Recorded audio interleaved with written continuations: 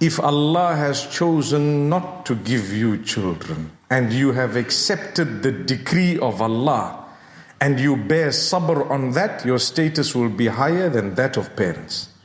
There goes. Did you hear that? That's a very important statement today.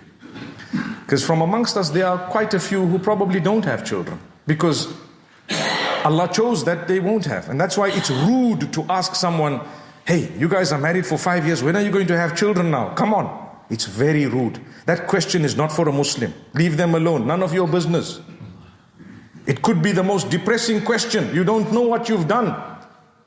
You suddenly see someone with a tear rolling down their eye because of your silly question. Leave them alone. Make dua for them. If Allah has not blessed you with children, when you surrender to the decree of Allah and you are happy with what He's chosen for you, while you keep trying to achieve what you believe you want, Allah says for you is a higher status.